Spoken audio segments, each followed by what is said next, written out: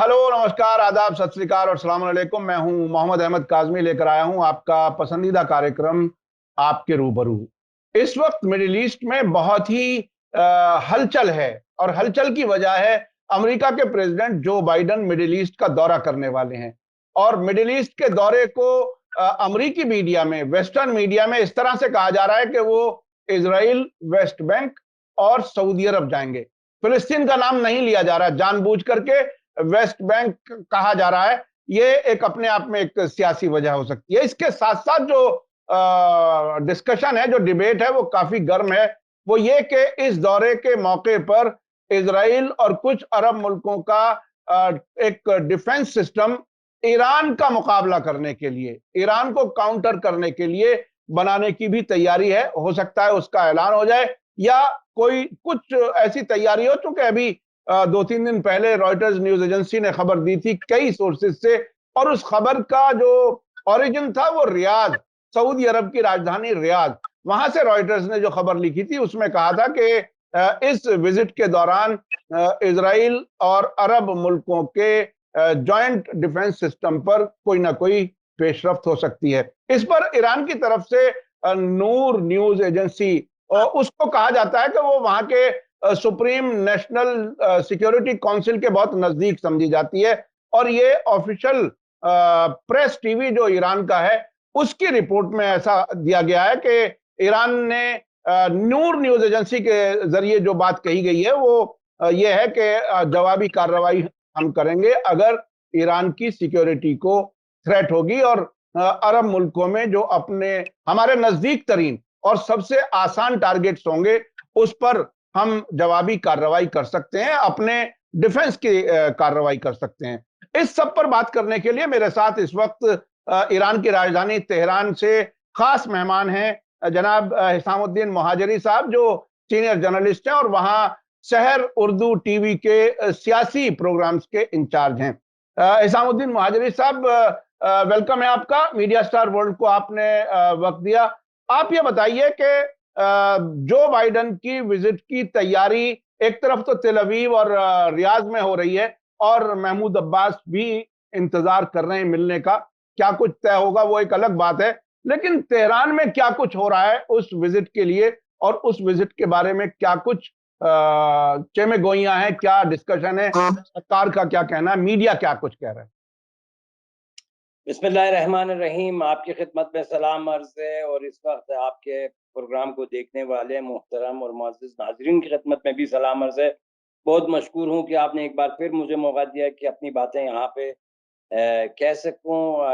आपने जो हालिया दौरा है बाइडन साहब जो मिडल ईस्ट की तरफ जो इन्होंने रुख किया है, और मेरे ख्याल से बुध के दिन से वो यहाँ पे होंगे। 13 जुलाई से पहले उनका दौरा इसराइल से शुरू होगा, फिर उसके बाद कनेक्टिंग उनका सफ़र होगा सऊदी अरब की तरफ। तो इस पे बातें बहुत हैं, बिलखुसूस ये कि बाइडन साहब जो पहले आए थे, उन्होंने जो पहले ही दिनों से जो अपना कैंपेन चलाया था, वो नाम नहाद तौर पर चैंपियन बने थे ह्यूमन राइट्स के और इंसानी हुकूक के चैंपियन बने थे। तो इसलिए उन्होंने शुरुआत में, यानी ट्रंप दौर में, थोड़ा सा सऊदी अरब और उसके जो किरदार है ख़ास तौर से ह्यूमन राइट्स से मुताल्लिक़, उसने पहले दूरी इख्तियार करने की कोशिश की। लेकिन आगे चलते-चलते तो यहाँ पे ऐसे इसको एहसास हुआ है, क्योंकि जो यूक्रेन की जो जंग शुरू हुई है, तो उससे मुताल्लिक़ अभी जो वहाँ पे उनको तेल की ज़रूरत है। इसलिए मेरे ख़्याल से मेरा जो तज़किया ये है कि बाइडन यहाँ पे ना कोई सिक्योरिटी एक्ट यहाँ पे कोई प्लान करने के लिए आ रहे हैं, ना कुछ। इनका जो पहला हदफ है ये कि तेल की जो कमी है मार्केट में, उसको पूरा करने के लिए सऊदी अरब की तरफ हाथ बढ़ाने की कोशिश हो रही है। और इस सिलसिले में तो यहाँ पे उसको भी इस दौरे के सऊदी अरब के लिए भी अहमियत है, क्योंकि थोड़ा सा जो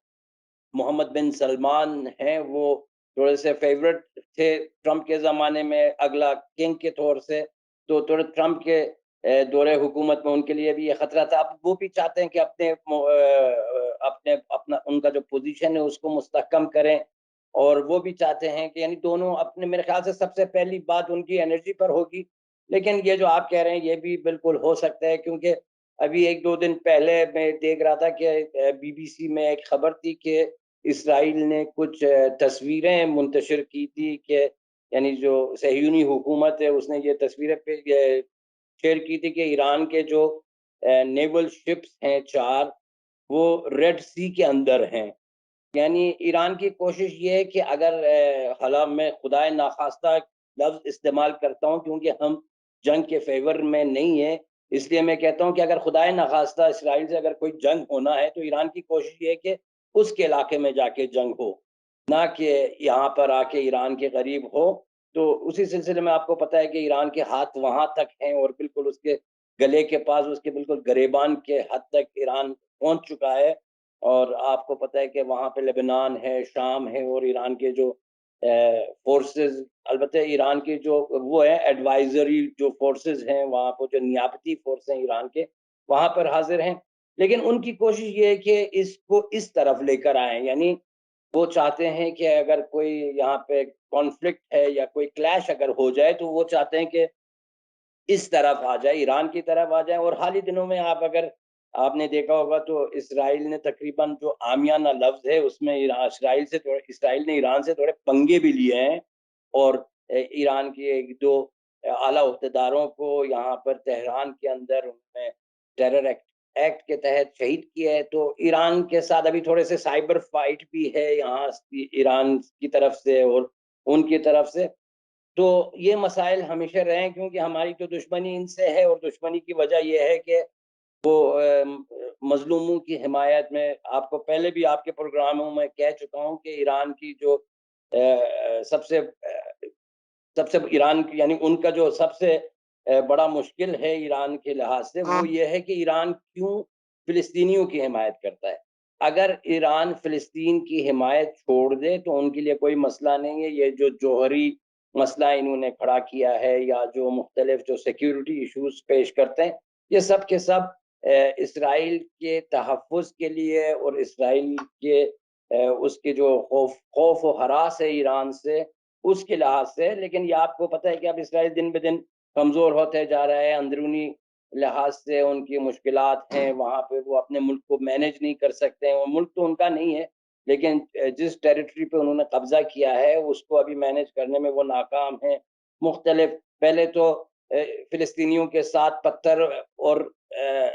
پتھراؤ ہوتا تھا ان پر، تو اب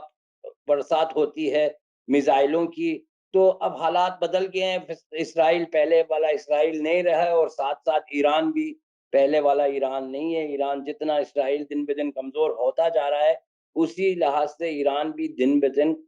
طاقتور ہوتا جا رہا ہے. تو ابھی یہ جو باتیں ہیں میرے خیال میں یہ لوگ کہہ رہے ہیں، میرا تجزیہ یہ ہے کہ یہ چاہتے ہیں کہ ان کو جو خوف ہے وہ چاہتے ہیں کہ ان کے بارڈر سے ایران کے جو مثلا اگر کوئی کانفلکٹ یا کوئی کلیش ہے اس کو یہاں پہ پرشین گلف میں لے کر آئیں. اور ان کے لیے یہ بہت بڑی غلطی ہوگی کیونکہ یہ جو چھوٹے چھوٹے ملک ہیں جو کہ ایران کے صوبوں سے بھی بہت چھوٹے ہیں ان کے آبادی کے لحاظ سے اور رقبے کے لحاظ سے، یعنی آپ ہر لحاظ سے دیکھیں وہ ایران کے چھوٹے سے چھوٹے شہروں اور چھوٹے سے چھوٹے صوبوں سے بھی چھوٹے ہیں. تو یہاں پہ نقصان ان کا ہوگا.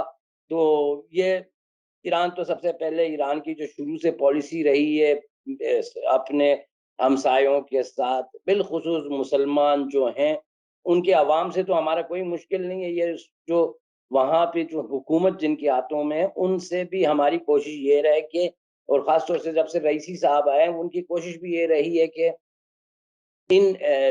چھوٹے چھوٹے ملکوں سے تھوڑا سا تعلقات اپنے بہتر کریں. اور اغلانی کام بھی یہ ہے کہ اگر وہ کسی کی حمایت، ان کی کسی کی ضرورت ہے کسی طرف سے ان کی حمایت ہو جائے تو میرے خیال سے ان کے لیے بھی بہتر ہوگا کہ وہ ایران کی حمایت کے تحت آئیں. حالانکہ مثلا یہ چاہتے ہیں کہ مثلا امریکہ کی حمایت یا صہیونی حکومت کی حمایت، یہ چیزیں ہیں، یہ مسائل ہیں. اور امید ہے کہ یہ غلطی نہ کریں اسرائیلی، کیونکہ اگر کریں گے تو جیسے کہ آپ نے فرمایا ایران سب سے پہلا ایکشن اپنے قریب ترین لوگوں کو، یعنی قریب ترین جو حکومتیں ہیں، جو قریب ترین چھوٹے چھوٹے جو ملک ہیں وہاں پہ جو ان کی شاید 10 میزائل سے بعض ایسے ملک ہیں کہ 10 میزائل تک بھی آپ یقین کریں کہ یعنی میں نے خود یہ قریب سے دیکھا ہے، 10 میزائل کی حد تک ہے ان کی توانائی، اور ان کی جو جنگ کی جو طاقت ہے وہ ایران کے مقابل میں بالکل بے بس ہیں. لیکن یہ کہ بس امید ہے کہ ان کو عقل آ جائے اور وہ ہوش کے ناخن، پتہ نہیں کیا ایک کہاوت ہے آپ کے، وہ کیا ہے، ہوش کے ناخن لے اور ہوش کے ناخن لیں. آپ کو مہاجر صاحب ایک چیز میں آپ کو یاد دلاؤں کہ تقریباً 6 مہینے پہلے خبر آئی تھی کہ یو اے ای میں اسرائیل نے زیر زمین ایک چھاونی بنانے پر کام جاری رکھا ہوا ہے، اور وہ سلسلہ 2020 میں ڈپلومیٹک تعلقات جب قائم ہوئے تھے اس سے پہلے سے 2019 سے شروع ہو چکا تھا. تو یو اے ای شاید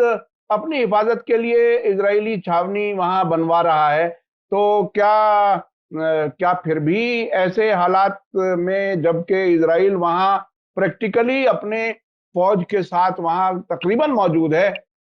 ایران پھر بھی کیا ایسا کچھ کر سکتا ہے؟ چونکہ نزدیک ترین جو ٹارگٹ ہے، میں بھی چونکہ اس علاقے میں گیا ہوں، میں نے خود دبئی سے کش کی فلائٹ آدھا گھنٹے کی میں نے استعمال کی ہے، تو دوری زیادہ نہیں ہے. تو کیا آپ کو لگتا ہے کہ اس میں ایسکیلیشن اور جنگی حالات اور زیادہ خراب نہیں ہو جائیں گے؟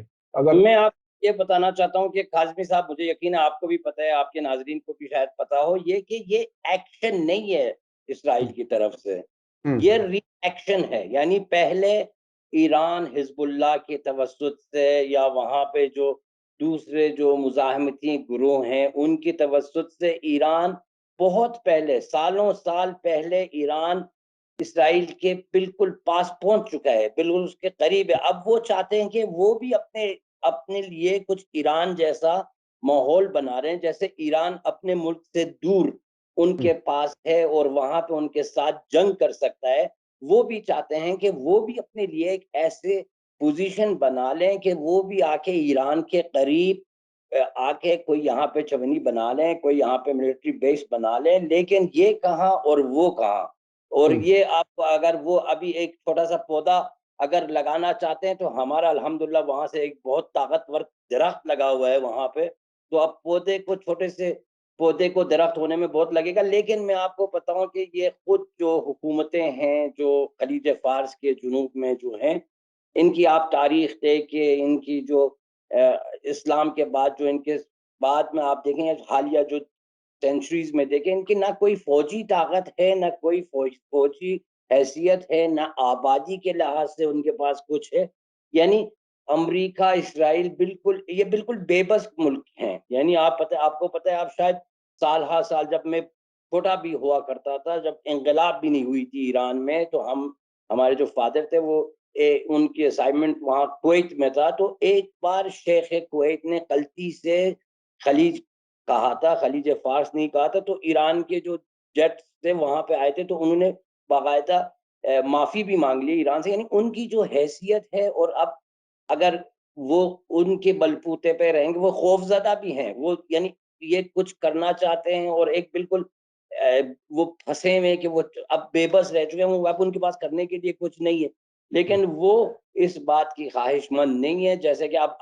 اگر آپ آ کے یو اے ای کے جو وہاں پہ لوگ ہیں یا ان کے جو حکومت ہیں، ان کو آپ حزب اللہ کے ساتھ کمپیئر کریں تو اصلا کمپیریبل چیز ہے ہی نہیں. وہ ان کے پاس جذبہ شہادت ہے، ان کے پاس جذبہ خوف و ہراس ہے. تو ان میں بہت فرق ہے. اور یہ جو پالیسی اور یہ جو کام صہیونی حکومت جس نے اپنا نام اسرائیل رکھا ہے، وہ میں یہ کہنا چاہتا ہوں کہ یہ ایکشن نہیں ہے، یہ ری ایکشن ہے. یعنی جو ایران جو کام سال ہا سال پہلے کر چکا ہے، وہ اب اس کے بدلے میں کچھ کرنا چاہتے ہیں. لیکن اس علاقے میں اور یہ جگہ، اس میں وہ پوٹینشیل نہیں ہے جو وہاں پر جو شام اور جو لبنان اور جو خود وہاں پہ جو اراضی ہیں جہاں جو صہیونی نے جس پہ قبضہ کیا، وہ سب وہاں پہ قریب ہے. تو یہ بالکل فیلڈ ایک مسئلہ ہے، اور وہ بالکل اس میں کامیاب نہیں ہو سکتے. وہ صرف ایران کے سامنے کچھ ری ایکشن لینا چاہتے ہیں، وہ ایکشن نہیں ہے. آپ یقین رکھیے یہ ری ایکشن ہے. اچھا، میں اپنے درشکوں کو بتانا چاہوں، ابھی میں نے حال ہی میں کچھ ایک रिपोर्ट दी थी। आप लोगों को याद होगा कि इजराइल के जो नए प्राइम मिनिस्टर हैं इंटरिम यायर लेपिड, जिस दिन वो प्राइम मिनिस्टर बने उससे अगले दिन ही जब हिजबुल्लाह ने 3 ड्रोन इजराइल के शिप की तरफ मेडिटरेनियन में उड़ाए और कामयाबी से वापसी का भी उन्होंने दावा किया, उससे अगले ही दिन लेपिड को फ्रांस जाना पड़ा और वहां जाकर के ये कहा कि साहब हिजबुल्लाह को कंट्रोल करो नहीं तो हम जवाबी कार्रवाई करेंगे। और एक जुमला जो उन्होंने कहा, इजरायली मीडिया से मैं कोट कर रहा हूं, कि यायर लेपिड ने कहा कि 1 लाख रॉकेट्स इजराइल की तरफ टारगेट करके तैयारी हिजबुल्लाह ने की हुई है। तो ये जो आपने बताया, बहरहाल उसके सबूत के तौर पर खुद इजरायली कह रहे हैं। तो अब जो मैं आपसे थोड़ा सा और गहराई से जानना चाहता हूं कि अगर इजराइल और कुछ अरब मुल्कों के अभी अभी हुआ यह है कि कुछ अरब मुल्कों ने इजराइल के साथ ताल्लुकात नॉर्मल कर लिए हैं, कुछ अभी थोड़ी झिझक है, वो ऐलान नहीं कर पा रहे हैं, शायद अपने अवाम का दबाव या मुखालिफत का उन्हें डर है। तो अब इजराइल की तरफ से यह कहा जाने लगा है कि जो अमेरिका के दोस्त अरब मुल्क हैं, अब वो ये नहीं कह रहे कि जो इजराइल से ताल्लुकात नॉर्मल कर चुके हैं, वो थोड़ा सा और बढ़ा के बात करना चाहते हैं और उसमें 9 मुल्कों के नाम उन्होंने लिए हैं कि ये 9 मुल्क और इजराइल मिलकर के जॉइंट डिफेंस सिस्टम बनाए ताकि ईरान के खतरे का सामना किया जा सके। अगर ऐसा कुछ हुआ तो क्या कुछ आप फ्यूचर में सिनेरियो क्या देख रहे हैं? देखिए, आप ये जो आपने ईरान की जो हिजबुल्लाह के अंदर ताकत है उसके बारे में कहा, मैं एक बार तमाम जो जितने भी आपकी जो व्यूअर्स हैं और आप सबको मैं दावत दे देता हूँ कि ईरान की जो तमाम जो कोस्टल जो कोस्ट है खलीज फार्स और दरियाए उम्मान पर जो ईरान का जो बहरी कोस्ट है, वो यानी एक तरफ पूरा ईरान है और एक तरफ ये तमाम ममालिक हैं। आप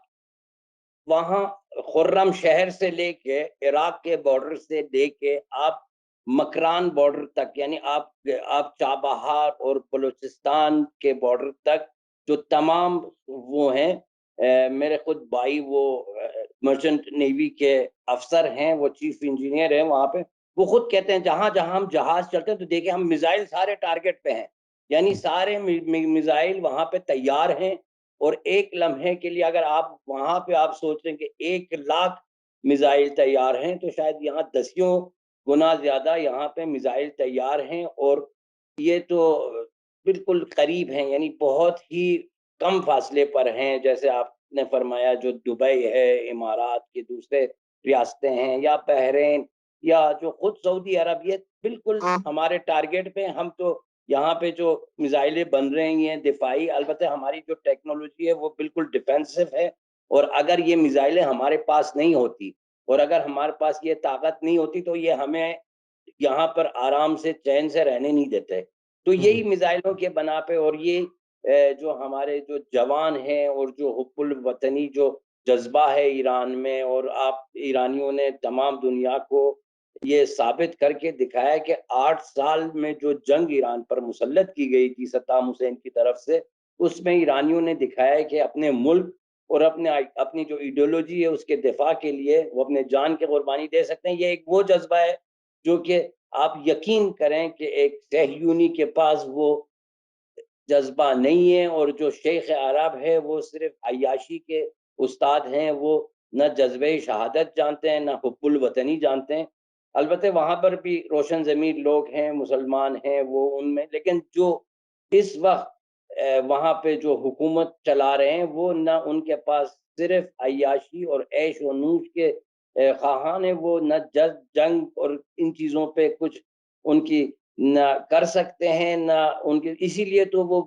भीख मांग रहे हैं, वो वहां से जाके मदद के ख्वाहां है कि उनके लिए कोई अमेरिका उनकी आके दिफा करे। लेकिन फिर भी हम यहाँ पे कहते हैं कि भाई अगर उनको किसी बड़े मुल्क की हिमायत की जरूरत है तो ईरान आपके पास है, क्यों इतना दूर अमेरिका के पीछे गए हैं? इतनी बड़ी ताकत आपके पास है, क्यों आप जाके वहां से जाके अमेरिका की ताकत के पीछे लगे? मुसलमान भी हैं, एक दूसरे के समझते हैं, सकाफती लिहाज से एक हैं,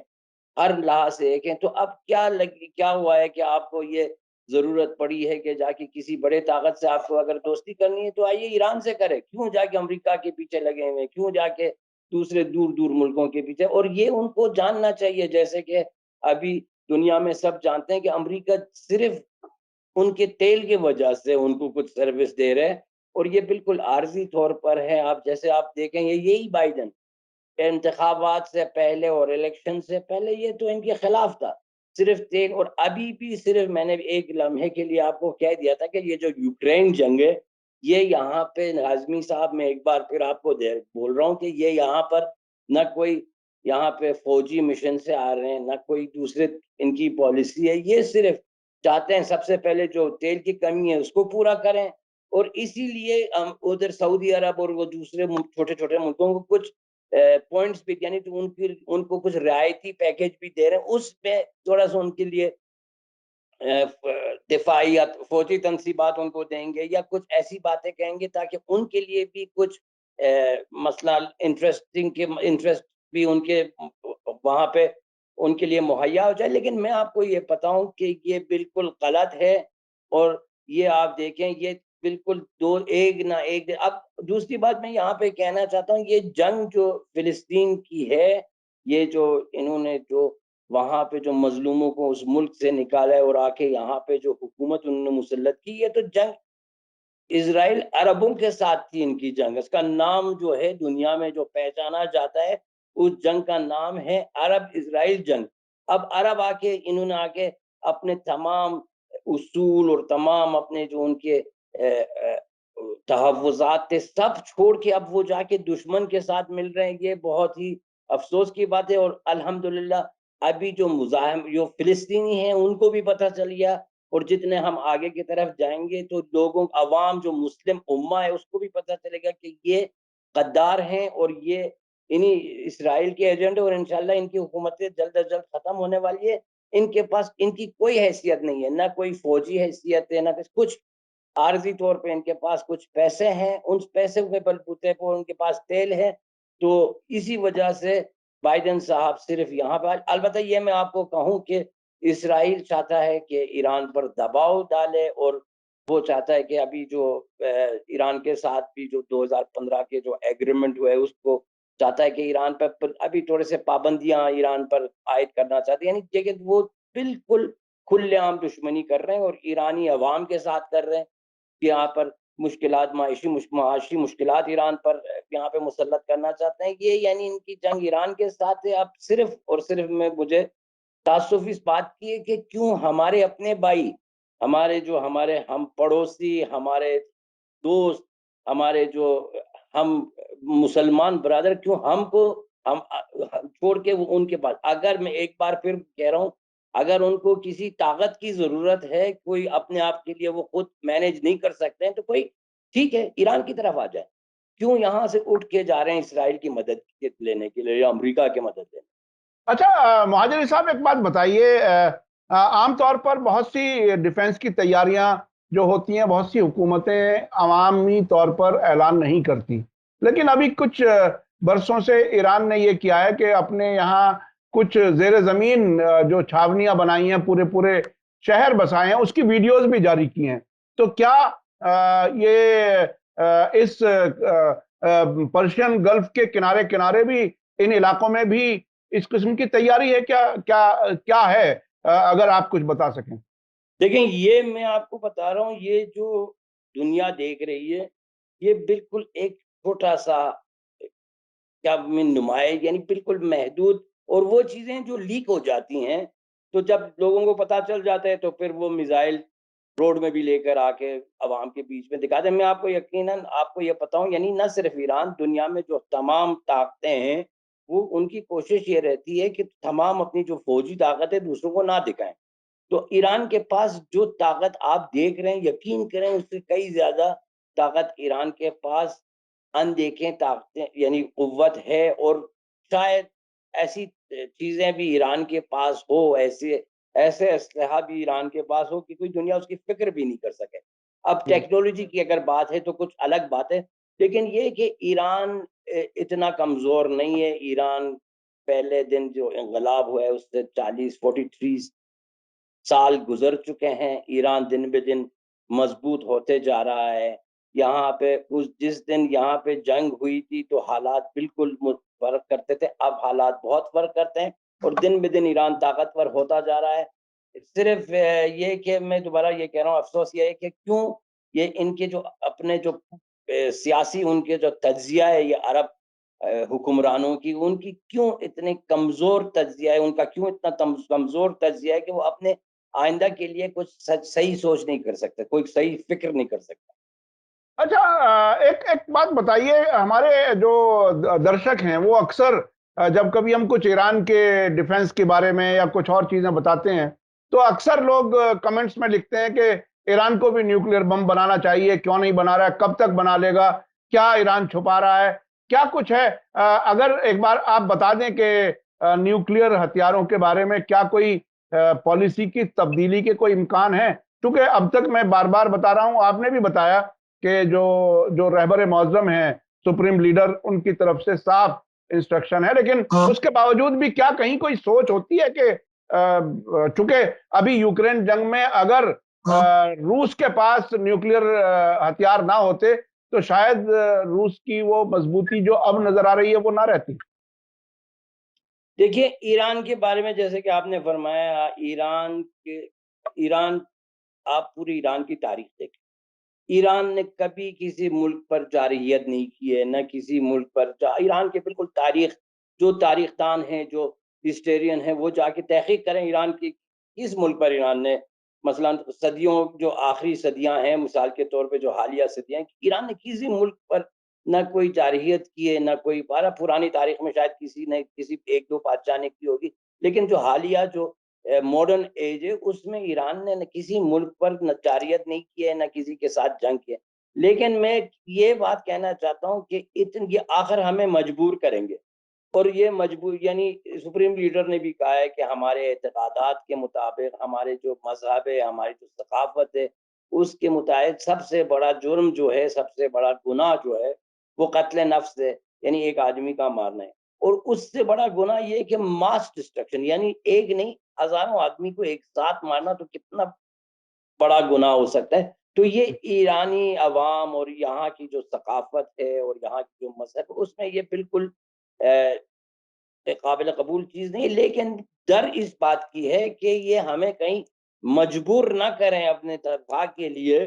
یعنی یہ آخر اتنے ہم پر دباؤ ڈالیں گے کہ بھائی ہم کو مجبور کریں گے کہ جا کے کچھ فکر کریں. اور یہ چیزیں دیکھیں، آپ دیکھیں، یہ میں آپ کو کہوں کہ بہت سی ایسے ملکوں میں طاقتیں ہوتی ہیں کہ سب ظاہر نہیں ہوتی ہیں، وہ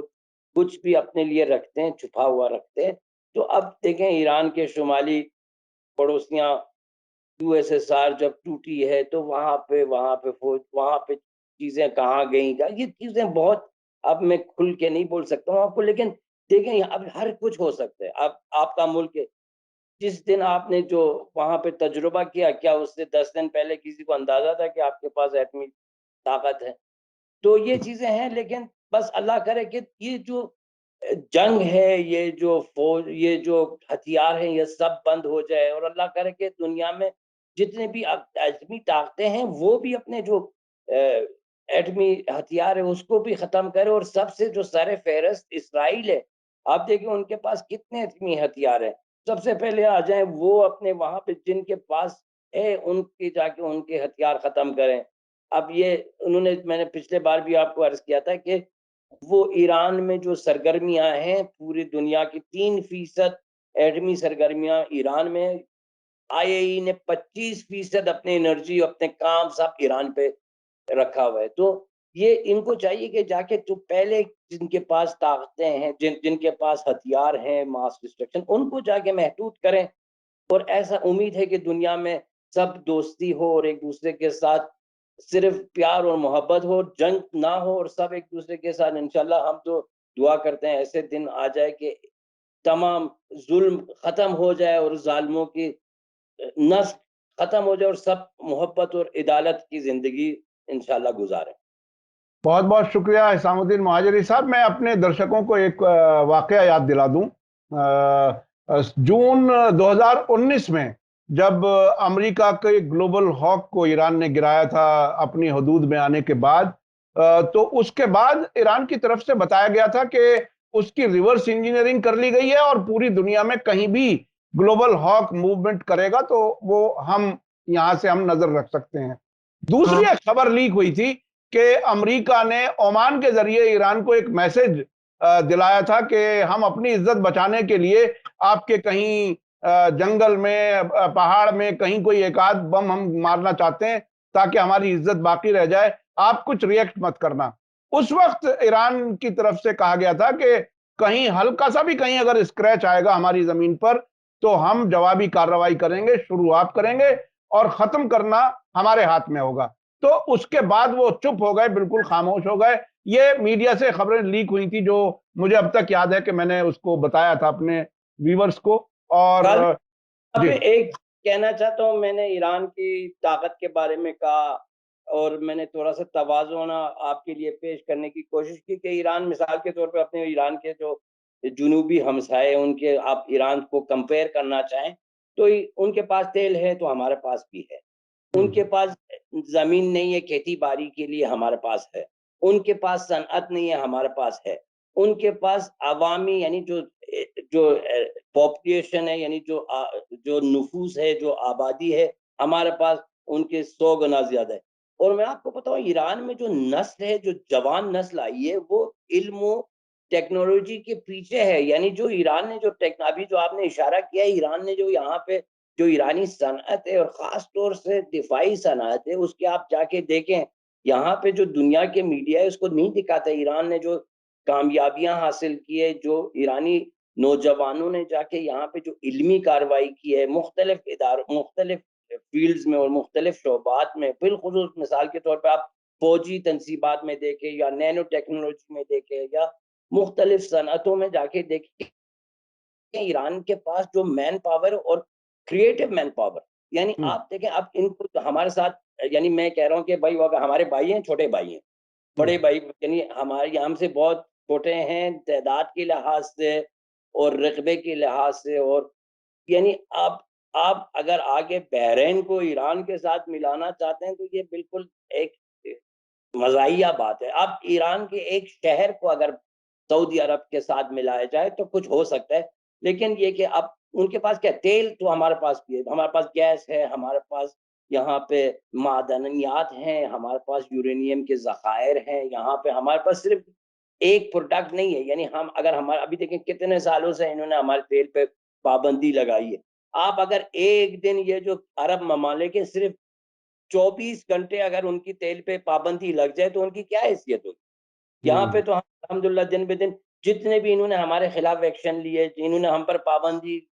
लगाई, तो ये हमारे लिए मुफीद साबित हुआ। ईरानियों ने जाके सनअत में तरक्की की, ईरानियों ने जाके अपने सेल्फ सफिशिएंसी मुख्तलिफ, अभी देखें कितने सालों से मुख्तलिफ पहले ही दिन से इन्होंने वहाँ पे जो सफारत अमेरिका, यहाँ पे जो अमरीकी जासूस खाना था जिसको इन्होंने सफारत का नाम रखा था, तो उसी दिन से इन्होंने मुख्तलिफ मौज़ूआत पर ईरानी अवाम पर पाबंदी आयद की। मैं कह रहा हूँ सिर्फ 24 घंटा नहीं, 12 घंटे इन पर पाबंदी लगा के देखें इनकी हाल।